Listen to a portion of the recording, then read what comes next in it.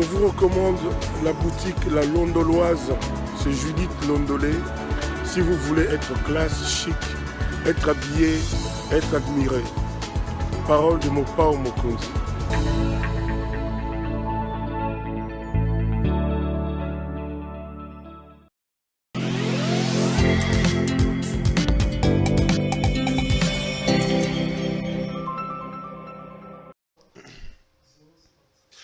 Madame, Messieurs, bonsoir et bienvenue à ce nouveau numéro de l'émission Contre nous soit dit, ce magazine d'analyse d'actualité politique qu'on a lancé ici chez nous. On prend des questions importantes qui retiennent l'actualité dans plusieurs domaines et l'invité nous accompagne pour donner son point de vue. L'actualité dans le pays reste dominée par cette guerre désormais des palais au niveau des l'UDPS et du régime. Jean-Marc Abounda a annoncé sa démission de l'Assemblée nationale hier. Du coup, des voix s'élèvent au sein de l'UDPS. Qu'est-ce qu'il faut voir dans ça? Quelles sont les causes, les conséquences et même les perspectives? On va tenter d'analyser tout ça aujourd'hui. On parlera également de ces Jeux de la francophonie. Vont-ils, oui ou non, se tenir chez nous? Il semble que les autorités sont assez optimistes et annoncent même que ça se déroulera ici chez nous. On fera un focus là-dessus, sans oublier peut-être une escale avec le projet 145 territoires.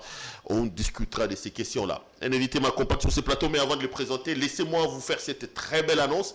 Désormais, si vous êtes à Kinshasa, vous pouvez nous suivre sur TNT chaque jour à 18h sur la chaîne Perfect TV. 18h, Perfect TV s'en transforme en Claude Perou-Louara. Donc, contre nous soit dit, d'écrit, information, tous les programmes que nous faisons ici, vous n'avez qu'à vous braquer sur Perfect TV. Tous les jours à 18h, je suis donc à Perfect TV.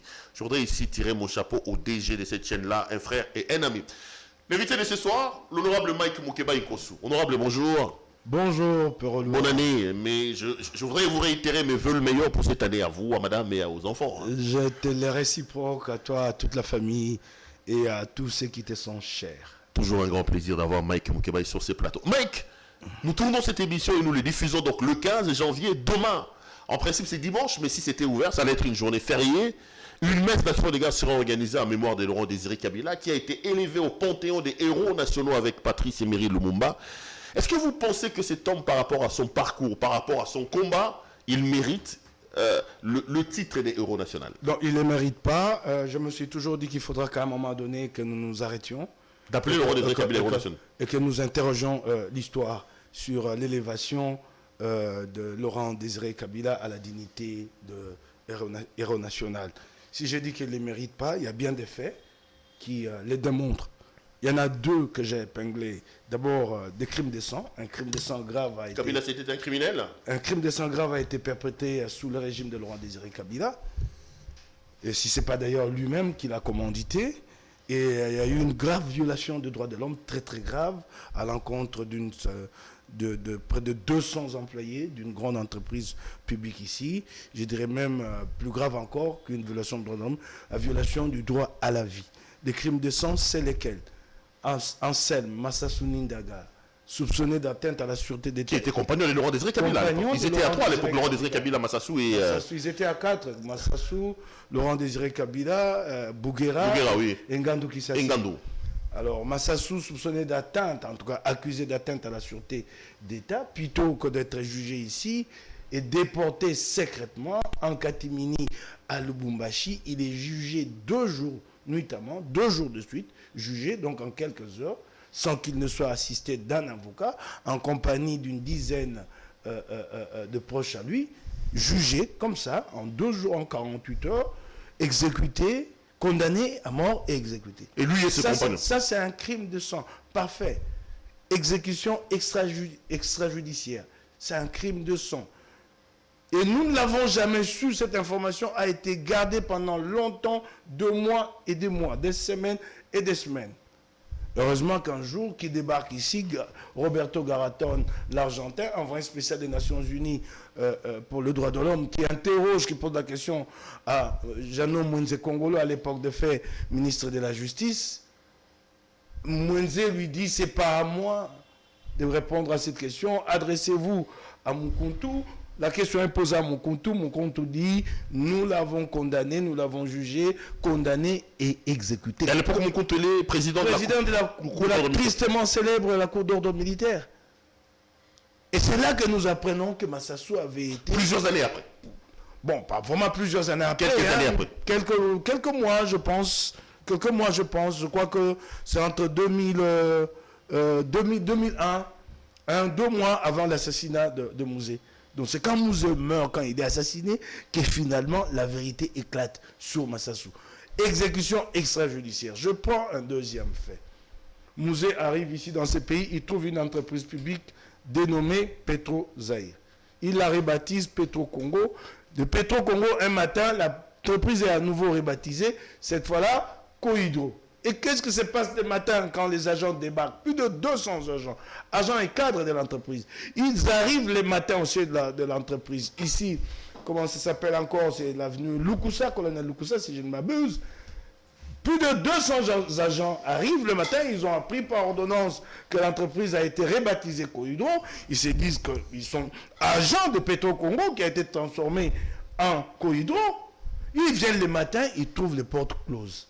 Vous n'entrez pas, messieurs, ici, vous n'êtes plus agent ici. Tous les patrimoines de Petro Congo est transféré à Cohydro, sauf le personnel. Plus de 200 agents, sauf le personnel. Bâtiments, matériel roulant, le tout est transféré. Propriété de Cohydro, mais pas le personnel laissé dans la rue. Ces agents-là sont restés dans la rue pendant 2 mois et 2 mois. Vous savez quand est-ce qu'ils ont été finalement réhabilités?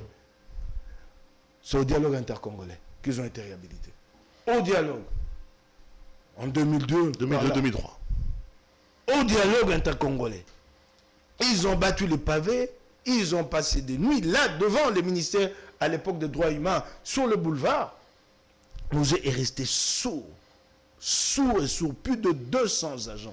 Et c'est l'autre homme-là, vous l'élevez... Donc c'est pas les 5 que la fondation des Jeannette Kabila nous présente. Quel est les 5 qu'il y a dans Laurent Mouzé Kabila? Parce que les faits que moi, ici, je mets en avant, sont vérifiables. La grave violation du droit à la vie, en ce qui concerne les agents de Cohydro, et l'exécution extrajudiciaire de Massassou Nindaga. Alors, quand demain nos enfants creuseront, scruteront l'histoire, ils se disent, mais celui-là, il a favorisé, ou en tout cas c'est sous son règne que Massassou a été exécuté illégalement, et c'est sous son règne que plus de 200 agents Cohydro se sont retrouvés dans la rue, illégalement. Et mais voilà que cet homme a été élevé au rang. Non, mais il nous a quand même aidé à chasser un dictateur, non? Mobutu, c'était un régime plus sanguinaire que celui de Laurent Désiré Kabila. Grâce à lui, Mobutu est parti, il nous a libérés, non, Mike Mukeba? Attendez, ça c'est une autre question. C'est une autre paire de manches, cette question de libération. Et encore qu'il y a à boire et à manger dans cette libération.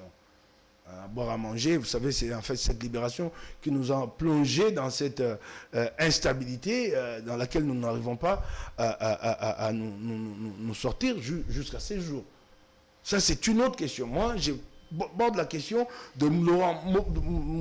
Non, mais là, vous mettez sur la place publique les éléments qui plaident à sa défaveur, en sa charge, je veux dire. Moi, je viens avec des éléments qui plaident à sa décharge.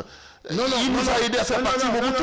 Mettons ça dans la balance. Vous ne pouvez pas mettre ça dans la balance. Il y a des faits qui sont si graves que même si c'est un tout petit fait, celui-là fait que l'homme ne peut pas être élevé à cette dignité-là. Il y a eu crime de sang. Crime de sang, exécution extrajudiciaire, c'est très très grave. C'est très très grave. Il n'y a pas à mettre... Quand on présente qu'il a été assassiné pour la République, quand on dit qu'il a chassé les Rwandais qui voulaient s'accaparer de nos biens, quand on dit qu'il a forgé la conscience collective du Congolais et l'amour de la patrie, quand on dit qu'il a mis des cantines populaires et qu'il payait les gens... Tout ça, vous mettez dans la poubelle. Rwandais, Mouzé arrive ici, libération, nous apprenons un matin qu'il y a un officier qui est nommé à la tête de l'armée qui s'appelle James Kabarebe. Mouzé nomme un Rwandais à la tête de l'armée nationale. Vous vous rendez compte de ce que ça représente? Et à l'époque, tous ceux qui ont dit tout haut que James Kabarebe était Rwandais se sont retrouvés en prison ou en exil. Il y en a un qui est parti à l'époque, qui n'a plus jamais remis les pieds ici. C'est un aîné dans la profession de journaliste. Il travaillait chez, comment ça s'appelle encore ce journal, Tempête des Tropiques. Il a écrit dans Tempête de Tropiques, qui était à l'époque un journal très virulent, un journal proche de l'opposition, que James Kabarebe était rwandais. Il a été pris, tabassé à mort, copieusement tabassé au Kanchachi, et quand il était relâché, il a quitté le pays et il n'est plus jamais revenu sur la terre de ses ancêtres. Il est parti à l'époque. Il nous nomme un étranger, puis qui a le courage de dire que celui-là est un étranger, qu'il est rwandais, celui-là est pourchassé. Pourchassé. Et vous voulez que j'applaudisse pour Mouzé. Et ça, c'est des hauts faits qui peuvent faire qu'un homme se retrouve élevé au rang de héros national. Ça, c'est l'exemple que nous donnons. Qu'est-ce que nous exaltons dans Mouzé? Qu'est-ce que nous mettons en avant? Qu'est-ce que nous mettons comme ça à la postérité pour dire voici ce qu'il a fait? Non, mais il nous a débarrassé d'une dictature de 32 ans quand même, Mike Mukeba. Vous ne voulez pas que je parle de ça? Vous dites qu'il y a à boire et à manger. Tant mieux si vous pensez que la déchéance de Mobutu, ça a été son mérite à lui seul. Je peux vous le concéder dans une certaine mesure. Même si par ailleurs, il y a eu un combat âprement mené ici, qui avait déjà affaibli quasiment tous les ressorts de la dictature. Il y a eu plusieurs influences. Il y a eu des armées étrangères qui l'ont aidé dans l'avancée de l'AFDEL. Donc il y a eu plusieurs influences. Mais qu'importe, si vous nous concédez ces mérites-là, j'ai dit ok. Mais de là à dire que Mouzé est héros national, je vous oppose des faits qui sont là. Crime de sang, Massassou. Personne n'avait jamais su que Massassou avait été transféré, déporté à Lubumbashi. Donc saluons sa mémoire, mais héros national, c'est exagéré, c'est trop. Non. On salue même pas des saluts pour sa mémoire. On salue sa mémoire, d'autant qu'il est ancien chef d'État. Il nous a dirigés, oui, juste ça. Mais en dehors, quel mérite autre? De graves violations des droits de l'homme. Vous savez, à l'époque de Mouzé, vous avez vécu l'expérience de la cour d'ordre militaire où de pauvres mamans, de pauvres maraîchères étaient condamnées à une vingtaine d'années d'emprisonnement, simplement parce que cette maman-là avait vendu son tas de bitekoutekou, son moupigou de bitekoutekou, à un prix jugé excessif. Et on dit qu'elle a l'intelligence avec l'ennemi, et si elle pratique ces prix-là, c'est pour monter l'opinion contre le régime. Et elle est jugée à la cour d'ordre militaire, condamnée à 20 ans de prison. Une pauvre maraîchère dans la rue. Vous imaginez un peu ce que Mouzé a fait ici? Je comprends. Mouzé ne mérite donc pas notre respect. Pas question de les respecter comme... et même d'avoir une journée fériée en sa mémoire. Ah, surtout pas ça. Surtout pas ça. Mais je suis sûr que l'heure viendra. Parce qu'à ce moment-ci, nous n'avons pas encore assez de marge de manœuvre pour pouvoir nous regarder, nous, dans le miroir, regarder notre passé et nous poser des questions. Il y a eu un régime qui l'a fait puisque c'était son régime à lui. Un peu façon la justice du plus fort que nous vivons au jour d'aujourd'hui. Donc il y a eu un régime qui a dit nous l'élevons. Mais le temps fera qu'à un moment donné nous allons nous interroger. Si pas nous, nos enfants vont s'interroger. Et tous ces faits ici seront scrutés, analysés. Et une décision beaucoup plus responsable qui cadre avec l'histoire du pays sera prise en ce moment-là. Il y en a aussi à l'UDPS qui lève la voix pour dire que Tshisekedi mérite aussi qu'on l'élève au niveau des rangs au rang des héros nationaux. Vous pensez que Tshisekedi, comme Mouzé, mérite aussi ce C'est discutable. C'est discutable. C'est discutable. C'est fort discutable. Je ne vais pas me lancer sur ces débats-là. Des craintes que je n'égratine certaines susceptibilités, mais c'est fort discutable. Pour une fois, Mike Mukeba, il se réserve des choses. Je vous connais quelqu'un qui fonce, qui ne tourne pas autour du pot. Hein. Vous avez peur de quelque chose? Bon, viendra le moment. Hein. Viendra le moment. C'est pas le moment de parler. Ouais, viendra le moment. Alors, honorable Mike, je vous ai fait venir parce que bon, je voulais quand même qu'on épilogue un peu autour de l'actualité. Je connais que vous êtes un analyste assez pointillé en matière de politique. On dort, on se réveille. Scandale, scandale, scandale. Je vous ferai réagir par rapport à d'autres scandales. Prenons d'abord celui qui nous tient en haleine. C'est la question de Jean-Marc Aboud. Vous le connaissez, l'homme. Vous m'avez dit que vous avez même à un moment donné tenté de démarcher pour le rencontrer dans le cadre de l'Union sacrée à l'Assemblée provinciale. Il a tweeté hier qu'il va démissionner après un autre scandale qu'il a opposé sa garde avec un garde républicain. Ça vous inspire quoi, Mike Mukeba, quand vous regardez ça? Quelle analyse vous faites de la démission de Jean-Marc Aboud et de la décision prise par cet homme-là? Bon, revenons d'abord à l'incident qui a conduit à sa démission. Ça n'est fini de l'état de droit, il faut oublier. Ça n'existe plus l'état de droit? Ouais, non, il faut oublier. J'ai compris quand j'ai vu des éléments de la garde républicaine débarquer chez Kabound et c'est permettre ce qu'ils ont fait, j'ai compris qu'en fait, les instruments de l'État sont au service des individus. Peut-être que Jean-Marc Abound avait commis un impair en laissant sa garde rapprochée et régler à elle-même des problèmes dans la rue, mais la réponse qui s'en est suivie nous a montré clairement que, en fait, les instruments de l'État sont au service des individus. C'est-à-dire, vous soupçonnez que c'est quelqu'un qui a envoyé la garde républicaine? Ça a été planifié. Mais de toutes les façons, vous avez remarqué que par la suite, il n'y a pas eu de sanctions, presque pas d'interpellation. Donc ces gens-là ne se sont pas déplacés demain. Non, pas on fait demain. passer ça comme une action punitive, en colère de la part des éléments de la garde républicaine. Non. Si elle était cette action-là, de cette nature-là, il fallait la sanctionner. Elle n'a pas été sanctionnée, donc elle a été bénie au plus haut niveau. C'est très grave ce qui s'est passé. Au plus haut niveau quoi? Vous accusez Félix Tshisekedi? Non, je l'ai dit. Moi je pose la question. C'est Tshisekedi qui a organisé la descente punitive chez Kabound. C'est très grave que sous le régime UDPS, qu'on nous livre de tels spectacles. J'ai été très indigné et je condamne avec véhémence ce qui s'est passé.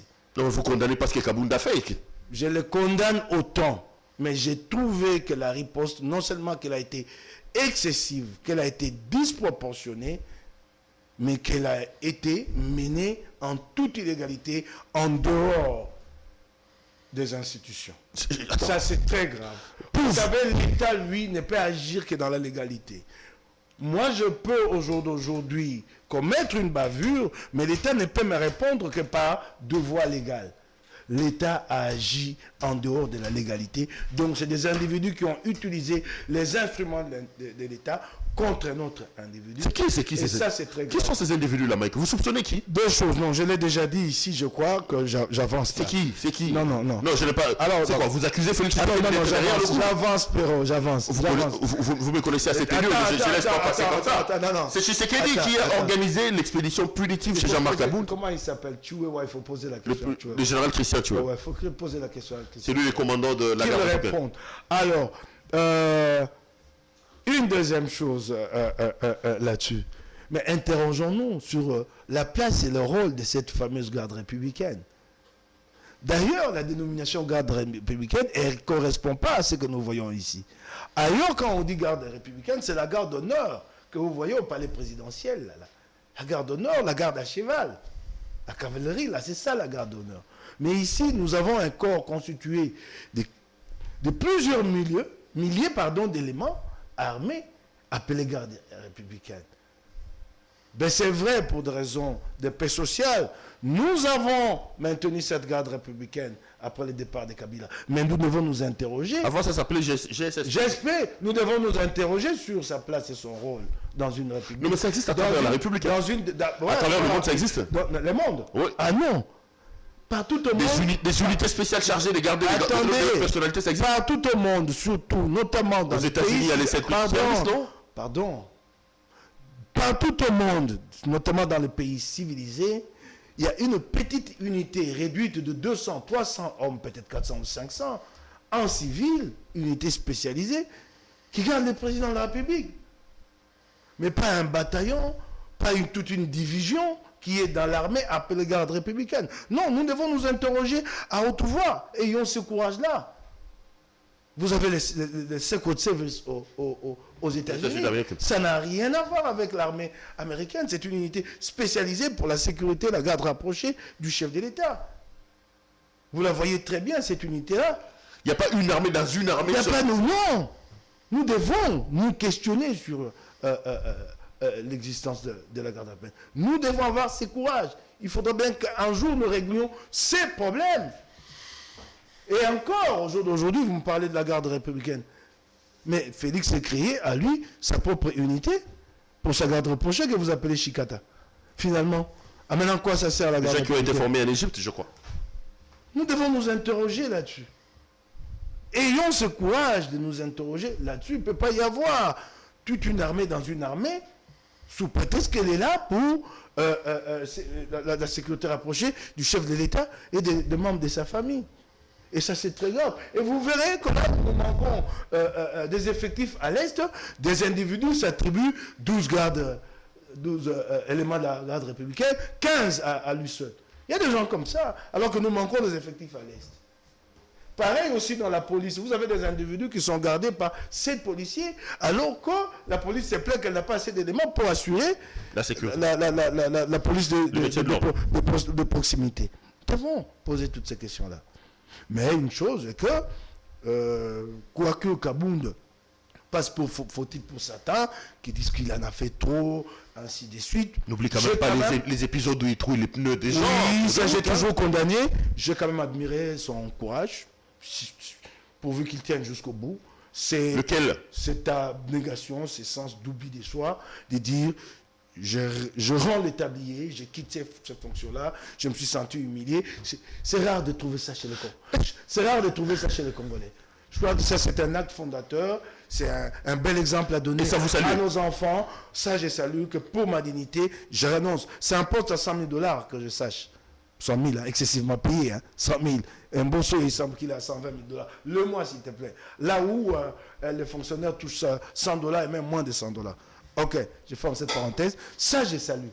Qui se disent que j'ai été humilié et que je dois préserver ma dignité et que je... C'est pas une fuite en avant, peut-être qu'il a d'autres informations, des actions qui seront peut-être ouvertes contre lui. Fuite en avant ou pas, un autre se serait maintenu, aurait négocié, aurait peut-être même accepté de faire profil bas pourvu qu'il préserve son poste. Ça, j'apprécie. Comme par le passé, j'ai apprécié le courage de mon propre camp sous Pierre Lumbi, mon parti politique, qui avait donné un bel exemple en la matière par une démission collective face à Kabila sur la question de la révision constitutionnelle. C'est un très bel exemple. Nous devons donner ça à nos enfants pour que nos enfants sachent qu'au-delà du matériel, au-delà de tout ce qu'il y a ici dans notre environnement, le plus important, c'est l'être là en soi. Et ça, c'est formidable. Ça, je le lui reconnais. Je dis, hardi, Kabound. Pour le reste, c'est un conflit interne à eux, au sein de l'IDPS. Je n'avance pas trop là-dessus. Non, mais on va justement parler de ces conflits, parce qu'on doit en parler, Mike Moukébaï, parce que vous le vouliez ou pas, ces conflits peuvent avoir des répercussions sur le pays. Est-ce que tu penses que le départ des Jean-Marc Kabound, s'il advenait que ça s'est confirmé, peut enlever quelques plumes à Félix Antoine Tshisekedi Tshilombo? Bon, je crois bien, hein. Je crois bien, quand même un compagnon de lutte avec qui ils ont développé certaines synergies. Et aujourd'hui, le remplacer, ça ne sera pas aussi facile. L'IDPS est un parti difficile à gérer, à porter, avec la multitude de ses combattants. Kabound a réussi à maîtriser ces partis-là, à se faire une aura, se faire accepter par ces combattants-là. Le remplacer ne sera pas facile. Et je ne vois pas quelqu'un d'envergure qui pourrait le remplacer valablement. Ce n'est pas que je minimise. Ah non, il ne faut pas que demain les gens disent non, moi c'est... Non, mais il y en a des Jacques Chabani qui ont déjà été là-bas, ils peuvent revenir, non? Il y a des Tshilumbu qui peuvent les faire, les Tshilumba, d'accord. Les Wakenda et tous ces gens-là. Vous pensez que ce sont des menus frétins? Non, bon, il y a quand même des valeurs quand tu me parles de Jacques Chabani. Bon, tant mieux, hein, mais ce ne sera pas facile de le remplacer. Ce ne sera pas facile. Non, mais après, il est en train de partir. Il y en a qui annoncent qu'il a quelques ambitions présidentielles. Il se voit en successeur de Félix Tshisekedi. Est-ce qu'il n'est pas allé trop vite? Il ne va pas se brûler les ailes comme l'a fait Kamere, par exemple, à un moment donné, avec Félix Tshisekedi, comme l'a fait Moïse Katumbi. On sait que Katumbi avait l'étoffe présidentielle, mais bon, il est allé un peu plus vite. Est-ce que Kabound n'a pas été enseigné, par exemple, par les passés? Est-ce que l'homme n'est pas amnésique? Vous savez, de toutes les façons, les ambitions n'attendent pas. Ce qui compte le plus, c'est d'arriver à sa fin. À ses fins. Quand vous n'arrivez pas à vos fins, c'est là que les gens disent que vous étiez allé un peu trop vite. Comme Katumbi, par exemple. Hein? J'avance, mais les ambitions n'attendent pas. Il arrive un moment donné où les circonstances font qu'elles vous poussent dans un sens. Vous avez pris l'option de patienter, d'attendre, mais puis les choses font que vous devez à un moment donné prendre responsabilité.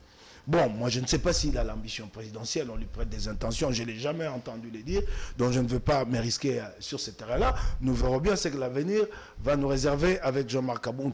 Mais quand vous me dites que Katumbi l'avait fait de manière précipitée, je ne pense pas.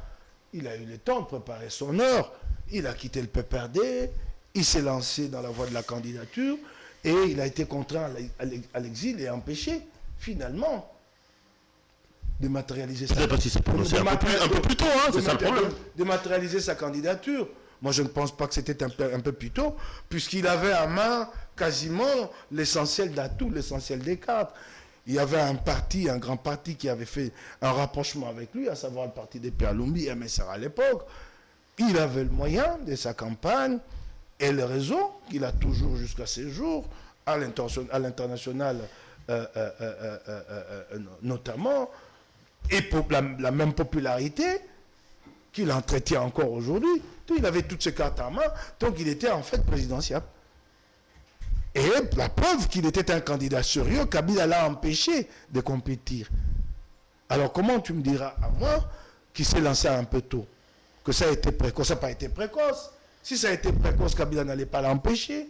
Kabila l'a redouté. Il a dit non, si celui-là est candidat, ben ouais, il sera le prochain président.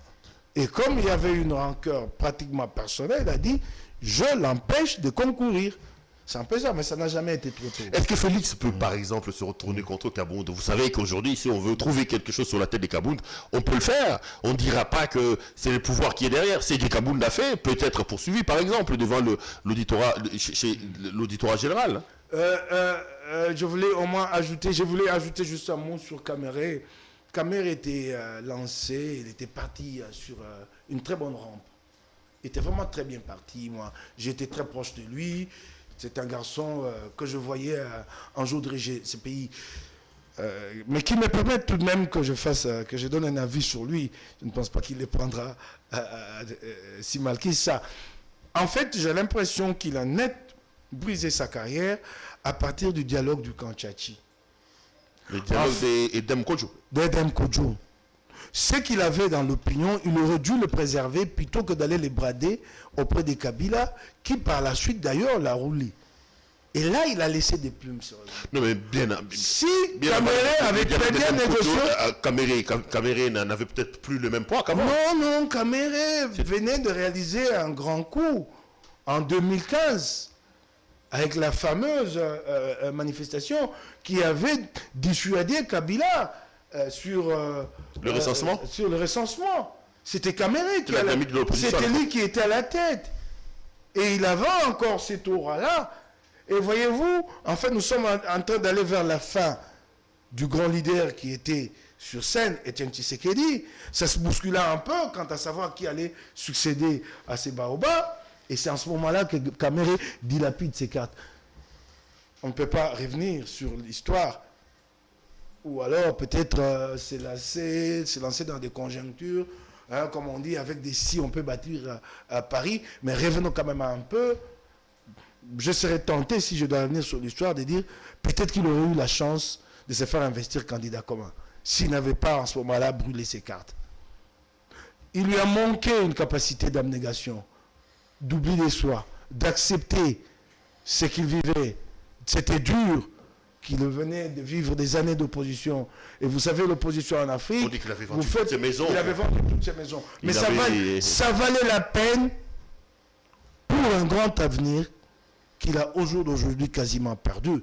Mais quand je ne peux pas dire qu'il a perdu, parce que vous savez qu'en politique... On ne meurt jamais. On ne meurt jamais. Il pourra peut-être rebondir un jour. Je ne suis pas le maître du destin. J'aimais juste un point de vue. Bon, pour le reste, vous savez, quand vous me posez la question sur la justice, si Kabounda a à répondre devant la justice, moi je ne suis pas là pour répondre à ce genre de questions. C'est la justice qui va décider. Des plaintes ont été déposées contre Kabounda. J'ai vu dans les réseaux sociaux. Si la justice décide ainsi, tant mieux. Mais que la justice, en ce moment-là, ne soit pas utilisée pour régler des comptes à un individu, comme on l'a vu dans certains cas. Madame, Monsieur, vous suivez l'émission Contre nous soit dit. Je rappelle que notre invité ce soir, c'est l'honorable Mike Moukeba Nkonsu. Avec lui, nous faisons la lecture de l'actualité politique dans le pays. Mike, L'affaire Kabound, je l'ai dit au départ, c'est tout simplement le scandale qui vient de plus. Mais avant, il y a eu des scandales. On est allé de scandale à scandale. Vous avez vu Didier Chimanga en train de donner un coup, ça passe. On voit Eboma sur les sites Katende qui parle. On voit l'affaire Bilomba avec Ngoï Kassanji, 14 millions, pas 14 millions. Donc chaque jour qui passe, le régime nous ressort un peu un scandale. Vous, à un moment donné, vous avez prêché pour Tshisekedi. Je sais, vous avez à un moment donné été contre lui, mais lorsqu'il s'est séparé des Kabila, vous avez été parmi les grands laudateurs de son régime. C'est vrai qu'aujourd'hui, vous avez pris vos distances. Comment justifiez-vous tous les scandales qui entourent l'homme et son régime aujourd'hui? N'a-t-il pas suffisamment des épaules larges pour occuper les postes du président de la République? N'a-t-il pas été préparé pour que son entourage nous offre ces scandales? Mais quelle explication vous donnez à tout ce qui arrive actuellement? Vous avez soulevé une question sur laquelle j'aimerais bien revenir succinctement. C'est notamment cette affaire FPI, programme présidentiel de lutte contre les inégalités sociales dans le Kasaï. Pour dire d'abord qu'il n'existait pas de programme présidentiel chez nous. Il ne peut s'agir que d'un programme gouvernemental. Le président n'a pas de programme. Non, il n'a pas de programme. Il n'a pas de programme. C'est donc une aberration.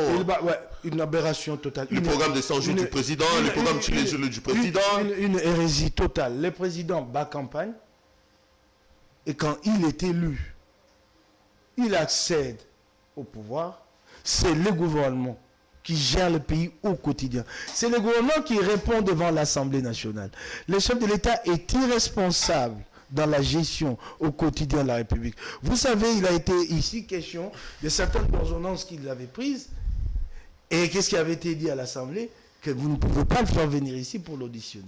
Il est irresponsable. Alors s'il était irresponsable, comment va-t-il porter des programmes alors? Si ces programmes échouent, qui va aller répondre devant l'Assemblée nationale? Donc on nous dit que le programme du président, c'est une grosse... Je vous dis, c'est cela le premier problème. Qui va aller répondre à l'Assemblée nationale? Bilomba. Et j'ai vu un activiste des droits de l'homme ici, connu, qui défend, qui dit ma solidarité à Bilomba. Conseiller, tant mieux si tu les cites, conseiller du chef de l'État qui est chargé du suivi, supervision. Il tire ces pouvoirs-là d'où? C'est comme aussi, il y a un autre scandale, les directeurs de cabinet attribuent les marchés des plaques minéralogiques, ils décident de l'attribution à un particulier. D'abord, ils marchent sur les procédures en la matière de passation des marchés, et par la suite, et même c'est ça ce qui est le plus grave, ce n'est pas dans ces attributions, c'est dans les attributions du ministre des Finances. Soyons sérieux, monsieur de droits de l'homme, soyons sérieux. Le président de la République n'a pas de programme présidentiel. Les conseillers du président, il est là, cloîtré au palais de la nation, à attendre que les chefs de l'État lui demandent des avis sur des questions précises. Pas à superviser. Non. Il n'a pas exécuté. Non, pas du tout. C'est des individus que nous n'avons même pas à connaître. Non, pas du tout. Soit. Alors, vous posez la question... sur tous ces scandales ici. Comment tu expliques ça, Mike Mukebay? Bon, nous avons l'impression que c'est comme si, quand on parlait de la nation, il n'y a pas une direction à proprement parler, que les choses vont dans tous les sens. C'est quoi? C'est une pétrolière? C'est devenu un peu la cour du roi Péto? C'est la nette impression. Certains l'ont dit que c'est la cour du roi Péto, parce que chacun se comporte comme il l'entend. On voit certains qui passent carrément aux voies des faits. C'est quand même très grave. Et de manière répétée, il y a des bras de fer entre des ministres, des membres du cabinet du chef de l'État, les directeurs des cabinets. Finalement, vous avez l'impression qu'il n'y a pas de direction. On s'interroge. Peut-être qu'il y a eu un problème de casting au départ. De la part du président? Peut-être. Un problème de casting. Mais difficile de répondre la main quand vous en êtes déjà à ce niveau-là. Difficile de répondre. Vous êtes aussi fataliste que ça, donc c'est terminé. C'est difficile. Nous sommes dans la 4e année. Nous sommes dans la 4e année de la mandature, je ne crois pas beaucoup. Et vous savez, le problème, c'est lequel? Quand vous avez un tel entourage, cela s'organise pour vous mettre dans une sorte de nasse, de sorte que vous ne pouvez plus en sortir. J'ai l'impression que le chef de l'État est dans cette nasse-là. Ça voudrait dire qu'il y a une telle complicité entre les uns et les autres que ce que vous ici, vous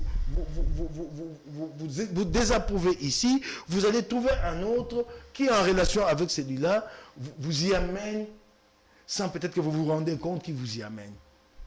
Donc c'est un peu ça. Il s'est installé certaines pratiques, mais en tout cas les pratiques d'enrichissement illicite, qui font qu'au jour d'aujourd'hui, il est difficile de changer la donne. Très difficile. Je vous assure, surtout que le chef d'État a beaucoup de priorités auxquelles il doit faire face d'ici avant les élections. Vous ne croyez pas qu'il peut balayer sa cour? Vous ne pensez pas que vous n'allez pas balayer toute une cour comme ça, en un tournement? Non. Vous ne pouvez pas. Si vous avez une cour qui marche assez bien, vous pouvez faire partir 1, 2, 3, 4 conseillers. Mais quand c'est dans l'ensemble pratiquement que ça ne marche pas, vous n'allez pas la balayer en une fois et remplacer tout cela par de nouveaux venus. Des tas de dossiers à réexaminer, c'est pas facile. Répondre, recommencer à zéro, développer de nouvelles synergies, apprendre à se connaître, à travailler ensemble. Je crois que le président n'en a plus le temps et donc c'est perdu, à mon point de vue. Où vous situez, vous, sa responsabilité? Parce qu'aujourd'hui, il a la bonne volonté, ça c'est la ligne communicationnelle que le proche de Tshisekedi aborde. Ce n'est pas lui, il a donné à tel, ce n'est pas lui. Où situez-vous la responsabilité de M. Tshisekedi dans tout ce qui arrive? On dit en français que l'enfer est pavé des bonnes intentions. Donc les bonnes intentions ne suffisent pas si elles ne sont pas matérialisées. Moi je ne viendrai pas dans l'esprit de Perrault pour voir la bonne intention qu'il avait. Moi je juge de la matérialité de cette intention. Quand elle s'exprime, elle sort de Perrault, elle s'extériorise. C'est là que je la vois. Ben, ne me parlez pas de bonne volonté, ne me parlez pas de bonnes intentions. Rien n'a été fait concrètement. En tout cas, pas grand-chose n'a été fait. Et les responsables, c'est le chef de l'État. C'est lui qui en répondra. Dans les scandales, tout ce qui arrive, arrêtons de tirer sur le conseiller. Le numéro 1, c'est Tshisekedi lui-même. Mais attendez un peu. Quand ce conseiller-là se déplace, et qu'il quitte le palais de la nation, qu'il est dans la suite du chef de l'État dans sa dernière tournée, il y est allé pourquoi? Qu'est-ce qui avait été dit dans son ordre de mission? Ils étaient des dizaines dans la suite du chef de l'État. Il ne les a pas vus avec lui. Pourquoi les a-t-il laissés les suivre? Qu'est-ce qu'ils ont apporté? Qu'est-ce qu'ils avaient à lui apporter? Ben alors, un ordre de mission est signé à la présidente de la République et validé. Donc c'est le chef de l'État qui répond, non? Qu'est-ce qu'Eboma avait à faire sur les sites Katende? Il y a un ministre sur cette question-là. Qu'est-ce qu'il avait à faire en ce moment-là? C'était quoi son travail en ce moment-là précis? Il y a un ministre. Si c'est une question infrastructurelle, il y a un ministre des infrastructures. Si c'est une question énergétique, il y a le ministre de l'énergie. Mais voilà qui est là, c'est Eboma. Donc, en fait, il y a des pratiques qui sont tolérées et qui amènent à des bavures. Et alors, qui tolère ces pratiques? Quand le chef de l'État se déplace et qu'il se rend à New York et que nous lisons dans le média que sa suite est constituée d'une centaine de personnes, tu vas me dire que Perrault, que le chef d'État n'est pas au courant? Qu'est-ce qu'il y a à faire avec une centaine de personnes dans sa suite aux Nations Unies, à New York? Est-ce qu'il n'est pas au courant? C'est sa responsabilité. De toutes les façons, il en répondra. Quand il a fait la tournée, les questions qui lui ont été posées bien à lui seul. C'est à lui, et il en répondra. Il en répondra. Viendra le moment de la campagne, il devra aller répondre devant les Congolais. Il devrait débattre devant les Congolais. Alors arrêtons de les disculper, le coupable c'est lui, quoi. Oui. Le coupable c'est Félix Tshisekedi. Oui, bien sûr. C'est lui. C'est vraiment clair. C'est vraiment clair. Qu'est-ce que vous attendez, Mike Mokebaï, pour quitter l'Union sacrée dans toute cette bouillabaisse que vous dénoncez là? Vous-même, personnellement, vous avez quitté. Hein? Je vous ai vu à Kisangani avec Moïse Katumbi. Pourquoi vous ne lui avez pas posé la question? Je l'ai vu très difficilement tenter de défendre sa position, sa présence dans l'Union sacrée. Ça ne vous gêne pas? Non, qu'est-ce qui a été embarrassant, qui est de dire simplement que c'est à l'appel du peuple qu'il avait répondu, et c'est à ce titre qu'il est dans l'Union sacrée, que ce peuple-là et qu'il reste. L'Union sacrée. Bon, peut-être toi tu le sais que le peuple attendait qu'il parte de l'Union sacrée, mais en tout cas il a dit qu'il reste là-dedans et qu'il n'est pas là pour cautionner les bêtises. Je reprends ses propres mots à lui. Il est là-dedans, et je respecte cette position-là. Quoique moi, à mon niveau, je me suis dit, pour que je puisse avoir ma liberté de parole, pour que je puisse garder mon objectivité sur ce qui se passe, vaut mieux que je quitte l'Union sacrée. C'est normal, non? On te connaît assez instable en matière de prise de position. Je ne suis pas instable. Si. Je suis... Ne m'amène pas égrener d'où tu es parti, ce que tu as eu avec des gens ici. Hein. Je suis journaliste. On te connaît assez instable avec des relations qui tiennent pas longtemps. Il y a des gens qui confondent un peu ma carrière de journaliste et ce que je suis aujourd'hui, homme politique. Je suis longtemps... Mais c'est la même personne, non? Attends! Quelqu'un qui brise ses amitiés pour un coup de vent, il le fera aussi en politique. J'ai été longtemps... L'homme n'a pas changé. Ça, c'est ta personnalité. J'ai eu une longue carrière de journaliste. Donc, je n'avais pas à adhérer, à afficher à un quelconque parti politique pour que les gens parlent d'inconstance de Moukébaï. J'ai été très proche de certaines personnalités que j'ai accompagnées dans leur combat, notamment de Vital Kamere. Et à un moment donné, pour certaines raisons...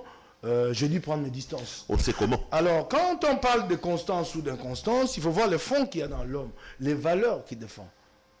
Remontez encore un peu loin, 5-10 ans en avant, vous verrez que je défends les mêmes valeurs. Aujourd'hui, je suis membre d'un parti politique, ça fait 3 ans, et je suis là-dedans. Je suis allé dans une coalition appelée la Mouka, au nom de mon parti politique. Un jour, nous avions décidé de quitter la Mouka, donc j'ai suivi les mandats de mon parti. Ah, vous avez quitté la Mouka? Oui. Katoum, il ne l'a jamais accepté frontalement. Bon, ben écoute, dans les faits au jour d'aujourd'hui, donc la Mouka appartient à qui? À Fayoulou. Nous, on n'a pas à se disputer la Mouka avec lui. On a déjà beaucoup trop de chats à fouetter pour qu'on aille passer notre temps à se disputer la Mouka. OK. Et puis, un autre matin, nous avons apporté notre contribution pour qu'au Kabila soit neutralisé et que nous puissions avancer. Et l'Union sacrée a été créée, donc j'ai rallié l'Union sacrée derrière mon parti politique. Voilà de quelle inconstance parle-t-on.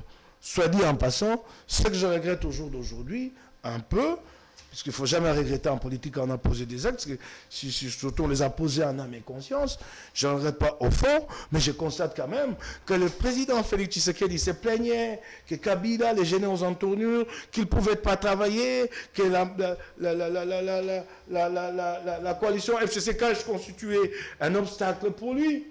Ensemble, nous avons fait en sorte que Kabila soit mis de côté pour que le chef de l'État ait les mains libres. Mais qu'est-ce qu'il a fait de cette liberté-là? Plutôt que de laisser au gouvernement faire son travail, il prend tous les prérogatives du gouvernement, il les amène au palais de la nation. Voilà là où on en est. Et c'est ça le drame, c'est qui tue les pays. C'est ça la plus grosse plaie de ce régime. C'est ce pouvoir-là qui soit attribué aux conseillers. Voilà. Et là, vous le regrettez d'ailleurs, hein? Vous regrettez le fait d'avoir été... Je ne le regrette pas, mais je constate que les soucis que nous avions de répondre pour que, enfin, les chefs de l'État touchent aux problèmes réels, concrets des Congolais, ce souci-là a été détourné. Donc, ce qui a été apporté a été orienté à autre chose qu'au bien des Congolais. Un peu comme ça, galvauder le combat, le fruit du combat. Ben voilà, donc c'est ça un peu ça. Aujourd'hui, ce sont les conseils qui décident. En fait, le gouvernement est une coquille vide. Ben, quoique ce gouvernement aussi te sort de certains projets qui, mon Dieu, Transacadémia, vous allez avoir une compagnie de transport en commun gratuit. Vous pourrez la financer pendant combien de temps? Oui, c'est bien, c'est le social, j'encourage pour les étudiants. Il ne faut pas que les étudiants pensent que je ne suis pas favorable à ce qu'on améliore leurs conditions de travail, leurs conditions de vie, d'études. Non, je suis d'accord. Mais c'est un projet non viable. C'est un modèle économique qui ne peut pas marcher. Ça ne marchera pas. Vous savez que Transco déjà ne marche pas. Transco est une entreprise perpétuellement en faillite, qui n'arrive pas à payer les décomptes finales de ses agents, qui n'arrive pas à faire face à ses propres charges. Et au moins, Transco, c'est un coût de 500 francs. Et ici, c'est gratuit. Vous allez financer cette gratuité-là pendant combien de temps? Ces mesures populistes-là, comme les 6 millions perdus en Namibie, Chanchar. Les chasseurs étaient là, Mike Moukébaï. Les chasseurs étaient là, oui, si, ils étaient là. Le ministre a dit qu'ils sont encore là jusqu'au 30 janvier. Tu sais qu'ils étaient là, effectivement. Moi, je les ai vus. J'ai vu le Chanchar. Tu sais où je les ai vus? Dans les réseaux sociaux. Madame n'a pas acheté pour les enfants les chasseurs. J'allais les trouver où? Ben, regarde d'abord la grosse super chérie. Le ministre de l'économie, non, mon cher frère, soyons sérieux. Le ministre de l'économie sort une liste. Je crois que c'est bien lui, je ne sais pas. C'est à toi de me recadrer si ce que j'ai dit ne correspond pas à la réalité. Il sort une longue liste de points de vente sans adresse. Aucune adresse. On vous dit point de vente chez Perrault, Kasavubu, chez Mangala, Bandal. Mais il n'y a pas d'adresse à côté. C'est que vous ne savez pas retrouver ces points de vente-là. C'est un peu ça la grosse supercherie. C'est pas ça. Ces ministres auraient dû être sanctionnés. Il a encore le culot de prendre la parole en public et de s'adresser aux Congolais. Il doit commencer par nous expliquer qu'en est-il des 6 millions de dollars. Il a reçu le soutien du ministre qui a visité avec lui certains endroits où les poissons étaient vendus. Hein. Sûrement, hein, de ces premiers ministres-là, hein, qui n'est pas conscient de ses responsabilités. Hein. Allez, on va prendre notre thème, on va quitter l'UDPS et tous les tralala, Mike Mukebai. Le président, tu l'as dit, il n'y a pas des projets présidentiels, mais là, on vient de nous sortir encore du chapeau un autre projet estampillé président de la République. C'est l'affaire des 145 territoires, où on dit que le président ou la République va donner 10 millions de dollars à chaque territoire. 10 millions de dollars sur 2 ans. Oh, donc 5 millions. Ça nous fait quoi, à peu près 5 milliards de dollars américains pour tout. On dit que c'est un projet ingénieux qui va propulser, qui va donner une sorte des coûts au développement à partir de la base. Vous y croyez, vous, Mike Mukebai? Concrètement, c'est quoi ce projet? Concrètement, c'est quoi sur papier, c'est quoi ce projet? Ces 5 millions de dollars à chaque territoire vont être affectés à quoi? Y a-t-il des projets qui ont été élaborés au niveau de la base, parce qu'il s'agit du développement à la base? Vous avez vu ces projets élaborés au niveau de chaque territoire selon les besoins du territoire? Rien vu. Donc je ne sais pas en quoi c'est un projet. Je ne sais en quoi c'est un programme. Je n'ai rien vu. Rien de concret qui a été élaboré et défini dans le temps. Rien vu. 145 territoires à raison de 5 millions de dollars. J'ai l'impression que c'est plus un programme électoraliste qu'un véritable programme de développement. On veut toucher tout le territoire à la fois pour dire à la fin, j'ai quand même fait quelque chose pour chacun d'entre vous. Mais sur le plan de l'efficacité, on ne peut pas compter. 5 millions de dollars pour chaque territoire. Vous escomptez quoi au finish avec ces 5 millions de dollars? Plutôt que d'aller vers de grands projets, des pôles de développement. 5 millions de dollars dans ces territoires-là, dans l'autre territoire, ça vous fait 20 millions de dollars. Vous investissez ces 20 millions de dollars à Kanyama-KCC, la production de maïs passe à 10 000, je ne sais pas quelle est la hauteur de la production aujourd'hui, passe à 10 000 tonnes à 100 000 tonnes. Donc ça voudrait dire, vous avez de l'effet. Vous avez des emplois que vous avez créés à Kanyama-KCC, et dans l'entretemps, vous allez répondre aux besoins de Kananga de Mbujimaï en maïs. Ça, vous avez un projet de développement. Ça, vous avez quelque chose de concret. Mais pas ce saupoudrage qu'on nous sert. Ça, c'est du saupoudrage. Au finish, il n'y aura pas grand résultat. Chaque territoire va affecter les 5 millions, je ne sais pas, peut-être à la construction d'une route. Est-ce que cette route sera-t-elle construite en adéquation avec les territoires voisins? Parce qu'en fait, le développement est un tout intégré. Hein? Il faut bien avoir tout un plan pour se dire que cette route ici, elle est vitale. Si elle va là-bas, elle peut augmenter l'interactivité entre deux territoires. Donc il ne faut pas que le territoire conçoive le développement en termes d'une superficie enclavée. Ah non, il faut se compléter, il faut trouver. Et c'est pourquoi il faut aller plus vers des pôles de développement, comme j'ai dit par exemple Kanyama-KCC. Concevoir des vrais projets de développement et les financer. En clair, vous ne croyez pas, ça ne va pas réussir. Des projets de financement. Les pessimistes Mukebai, ça ne réussira pas. Donc, nous l'avons dit pour les chanchards, nous l'avons dit au tout début, sur les 100 jours. À quoi servent les sortes de moutons ici, au jour d'aujourd'hui? Alors, il faut aller vers ces grands pôles de développement qui produisent des effets induits. Ces pôles ici, mais à 100 km, vous ressentez ces effets dans le maïs sur le marché à Kananga, vous ressentez ces effets dans le maïs sur le marché à Mbujimaï. Là, vous avancez. À quoi servent au jour d'aujourd'hui les sortes de moutons? À l'époque, nous l'avons dit, que les sortes de moutons étaient mal conçus. On a dit que vous étiez des haineux. Eh bien maintenant, ils servent à quoi? Les embouteillages au jour d'aujourd'hui sont beaucoup plus monstrueux qu'il y a 2 ans. dans la ville de Kinshasa. Je vais vous donner un exemple pour vous dire qu'il ne suffit pas de faire un projet, mais il faut encore se dire, est-ce que le coût est raisonnable et qu'est-ce que nous visons? Parlons par exemple de saut de mouton. Vous êtes à la station Macampagne, c'est un carrefour embouteillé tout le temps. Je crois que tu le sais. Chaque jour, station Macampagne, tous les jours embouteillé. Le matin, le soir. Vous y mettez un saut de mouton. Tant mieux, vous avez réglé le problème. Le saut de mouton, il est à 7 millions de dollars.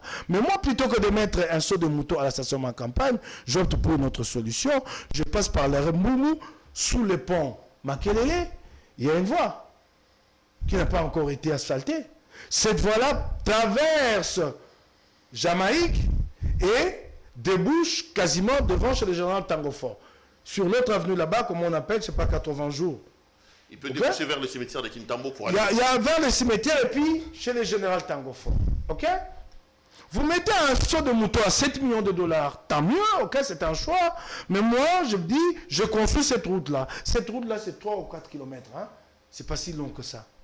J'ai cette route-là, donc je règle le problème d'embouteillage au niveau de la station, parce que bien des véhicules, de pointer sur station Macampagne, ils vont passer par Arembungu, sous le pont, eux, ils traversent Jamaïque, ils débouchent soit devant chez le général Tango Fort, soit de l'autre côté, cimetière. C'est à 3 millions de dollars, donc 2 fois moins cher. Mais avec un autre effet induit, c'est lequel? C'est que dans l'entretemps, vous désenclavez Jamaïque. Voyez-vous? Vous touchez à la vie des Jamaïcains, si je dois le dire ainsi, c'était un quartier quasiment enclavé. Ouais. Donc, avec 3 millions de dollars, vous avez plus d'effet que les 7 millions engloutis dans un saut de mouton. C'est comme ça qu'on réfléchit en termes de développement. Ben non, non. Ici, le problème, c'est que nous, on veut satisfaire pour dire, le moment venu, j'avais quand même fait quelque chose. Allons-y. Où sont ces projets-là? Il y a eu un budget qui a été voté. Où sont ces projets des 145 territoires dans le dernier... C'est un projet extra-budgétaire apparemment, ça se trouve pas... Mais il est où? Ah ben alors, encore un problème là. Il est où? Bon voilà, encore un problème. Donc, alors, on va aller prélever des fonds ailleurs pour financer ces projets.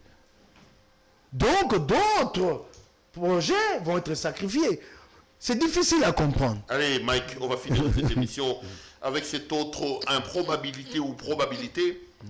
C'est l'affaire des Jeux de la francophonie.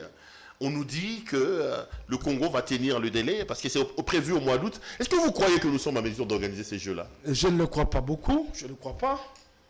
Je viens de lire dans le média que finalement le village de la francophonie sera installé sur le campus de l'université de Kinshasa. Je ne sais pas si la francophonie acceptera cette option-là. À considérer la distance qu'il y aura entre les villages et les sites de jeux, je ne vois pas comment ça va se passer.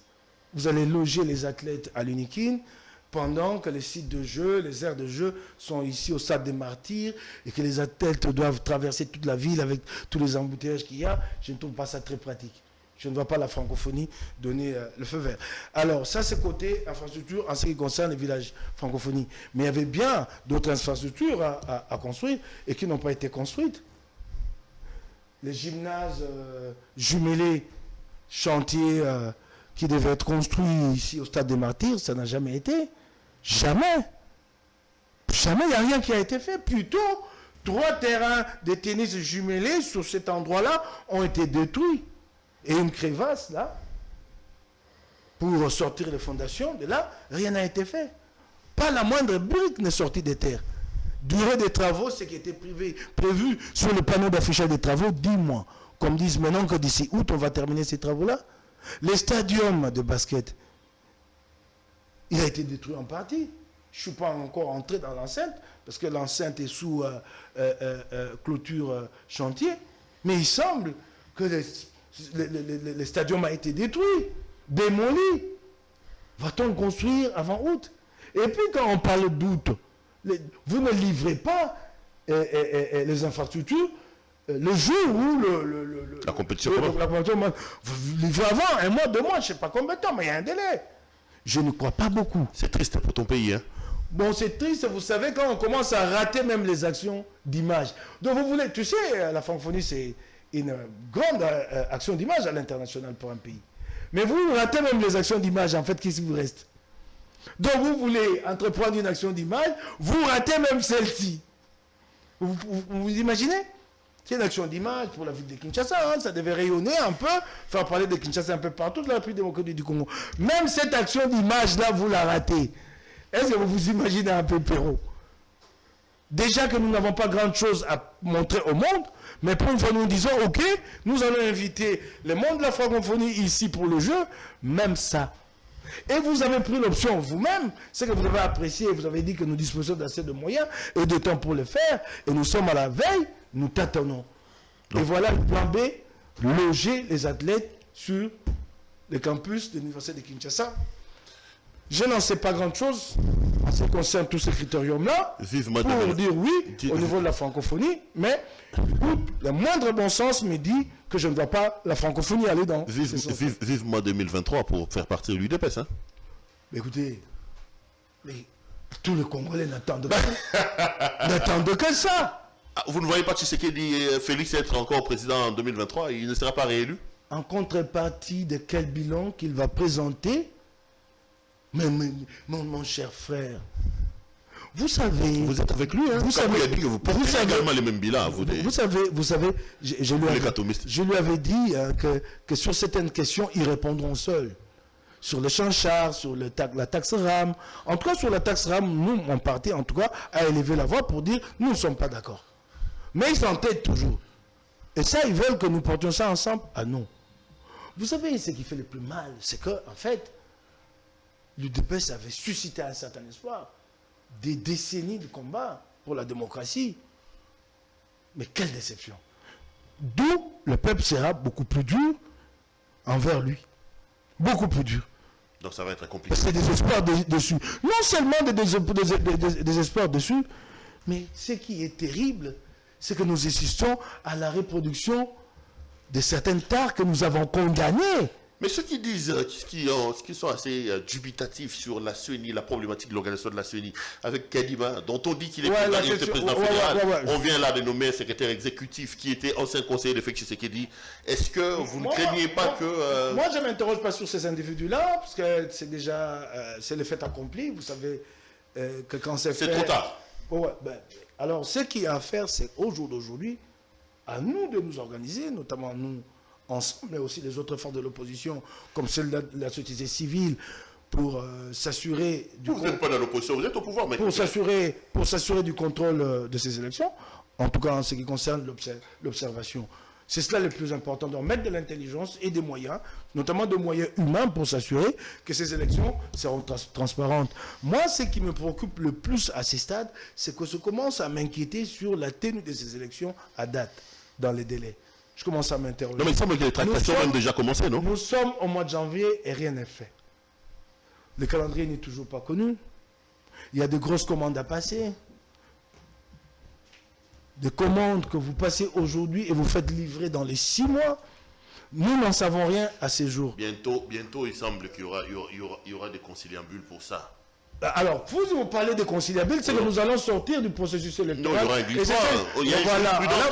Kabila a fait le glissement. Vous n'allez pas reprocher à Félix de l'avoir fait. Il y a une jurisprudence. Voilà ce que nous redoutons. Le président élu restera en fonction en attendant que... Et au jour d'aujourd'hui, qu'est-ce qu'il dit, Kadima? Il dit qu'il doit procéder d'abord à l'état de lieu. L'état de lieu aurait dû être conduit par Nanga pour laisser à Kadima la situation réelle de tout ce qui concerne le processus électoral. Ça n'a pas été fait. Alors, posez-vous la question, il y va maintenant dans l'état de lieu, vous imaginez avec toute la sensibilité du matériel informatique, des machines qui n'ont pas tourné depuis 3 ans, sûrement que vous n'allez pas les trouver en état, donc de gros dégâts vont être constatés qui risquent de peser sur le processus, qui risque d'hypothéquer le processus. Donc je m'interroge, je me pose des questions, et ce n'est pas au chef de l'État, comme il est fait souvent, de répéter, de renouveler, qu'il nous donnera les élections en 2023 dans les délais, mais c'est à Kadima de nous donner des indications claires et précises. Mike Mkebaï, ça fait plus d'1 heure qu'on est en train de faire cette émission. Merci. Merci à vous. C'est à moi de te remercier. Madame, Messieurs, l'émission est terminée. Je rappelle que ce soir, nous avions comme invité l'honorable Mike Mukeba Nkosu, député provincial élu de la circonscription de Lingwala, je crois. De Lingwala. Lingwala, ici à Kinshasa. Ça se passe bien, bout de bêtises, le Mike, poto na Lingwala. Terrible. Est-ce que tu as le Goliath? Terrible. Ah, tika. Il y a un moment où tu l'as dit, polo na, parce que est-ce que tu as le Goliath? Merci beaucoup, Père. On va pouvoir, Mike Mukeba. Bon, on a pouvoir. Bon, gérer la Félix. Allez, merci à vous de nous avoir suivis. Retrouvons-nous demain pour un autre numéro. Une fois de plus, bonne année chez vous.